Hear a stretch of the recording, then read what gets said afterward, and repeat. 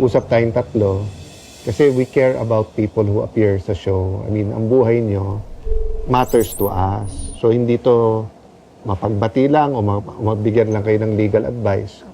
Having said that, pagka malalim yung sugat, hindi isang araw lang gagaling yan. Opo. Diba? So, nanay, kasi bago ka pumasok, tinanong ko kay Joanne, ano bang gusto mo? But sa isang salita, ang gusto niya sa maayos na. Opo. Ang sabi naman ni nanay, nung naghingi ka ng sorry, umuo siya, pero wag nang maulit daw. Umpisahan ko na lang ganito, Joanna, kung may mali man si Nanay Medi, kaya mo bang tanggapin na siya nanay? Kasi naman po, sa tulad ko, kuya, na makipakula ako magkulang. Gusto ko po gano'n nanay. At gusto mo siyang maging nanay mo? Opo, yung magtutuwid po pa sa akin sa mga mali ko, gano'n. Payag ka bang maging anak si Joanna? Opo. Oo. Paano tayo mag-umpisa muli? Gusto ko po ba yung, kuya, yung maramdaman ko po talagang importante sa tao, yung magmahala, di po ba? Magkasundo, yung pag mayroong mga problema, pag-usapan. Tama ba ako na isang ugat ng hindi pagkakasundo ay yung kahirapan? Kasi sabi ni nanay, parang nakikipag-agawan sa pwesto. Isa na po yun. Pero pag nagkapera ka naman, sinashare mo naman kasi yung bahay naman, kay nanay yung bahay, Opo, tama ba? sa kanila po. So, ibig sabihin, hindi naman niya pinagkakait. Kasi pag pinaalis kayo lahat, pwedeng iparenta ni nanay yung ibang kwarto, kikita din siya ng mas malaki. Di ba? Opo. So, ibig sabihin, hindi mo naman masabing nagsuswapang si nanay. Di ba? Tapos, sila naman, nay, siyempre, gusto lang naman kumita dahil may anak din. Gusto ko lumaki kita nyo. So, gusto namin sa show makatulong sa inyo, pati sa pangkabuhayan. Kaya lang, ayoko naman kasi na parang ang lumabas. Naintindihan ko na hindi pera ang pinaglalabanan nyo. It's more of yung dahil sa kahirapan, nagkakaroon kayo ng hindi pagkakaunawaan. Ang problema, nawawalan ng boundary.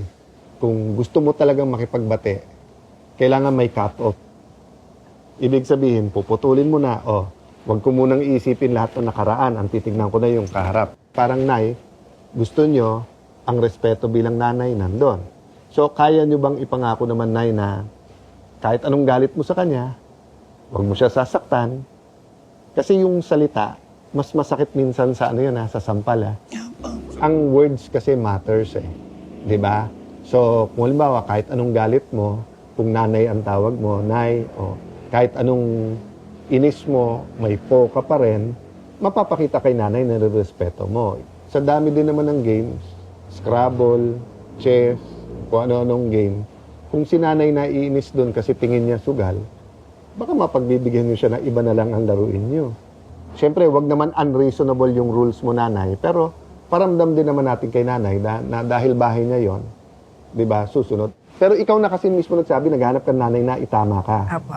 So, mag-isip kayo, ano bang kabuhayan na medyo makakaluwag kayo pare-pareho.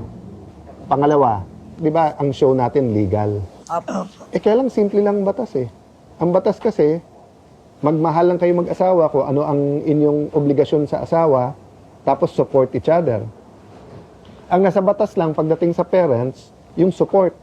Na pagka kailangan ng suporta ni nanay, susuportahan nyo, kailangan nyo support, susuportahan. Pero wala sa batas ng tao, ang mahalin mo nanay mo. Pero nasa batas ng Diyos yun. Na mahalin ng anak, mahalin ng nanay at tatay.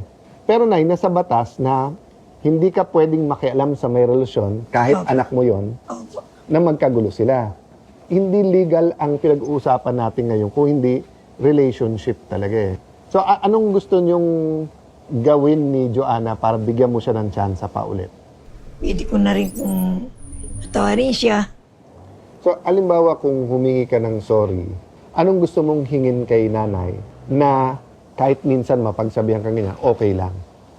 Yung love and care nga lang po nga gusto kong niya sa kanya. Yung talagang, maramdaman ko talaga yung pagmamahal ng taong mahal niya na hindi niya ako idadawn. Ilan linggo na lang, Pasko na. Eto na lang, may ihanda kaming pamasko sa inyo. Isa lang hingin ko, mula ngayon hanggang 22, lahat ng itatanim nyo pagmamahal. Opo. Pag-isipan niyo yung challenge na yan, ha? O, lapit ka muna kay nanay. Sabihin mo yung gusto mong sabihin. Ay, sorry. Mahal naman ko kay nanay. Ay, mahal mo naman ako, Nay. Oo. Pero, tatawarin kita. Tatawarin mo sa mga anak ko sa mga ako. Tatawarin na kita. Dito ka na umupo sa tabi ni Nay. So, habang huminga kayo malalim kasi hingang ko kayo kung ano parting words nyo sa isa't isa, tawagin natin ang Maritim kasi meron silang konting mga regalo sa inyo.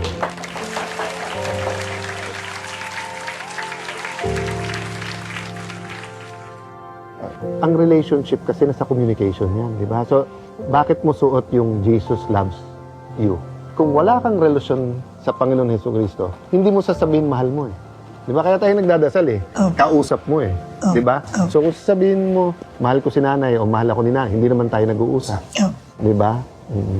Pinatawad ko na po siya. Ikaw, Joanne, happy ka naman sa kalalabasan? Ha? Apa. Okay. Pero magkasama kayo sa isang bahay, wala naman kayong choice. Di ba? Kung hindi pagandahin yung relationship niyo. Ha? Opo. O sige, babalikan namin kayo, ha? Opo. God bless you. Bilang selebrasyon sa kanilang pagkakasundo, hinandugan ng Cayetano in Action with Boy Abunda sina Joan at Milagros ng isang espesyal na pamaskong salo-salo. Sa okasyong ito, nagkaroon sila ng mas maraming oras upang mag-usap ng masinsinan at palakasin ang kanilang samahan bilang pamilya. Bilang dagdag na suporta, natanggap din nila ang mga groceries na makakatulong sa pang-araw-araw nilang pangangailangan. At upang mas maging masagana ang kanilang Pasko, ipinagkaloob din ng programa ang isang negosyong pangkabuhayan bilang panimula para sa kanilang mas maayos na kinabukasan.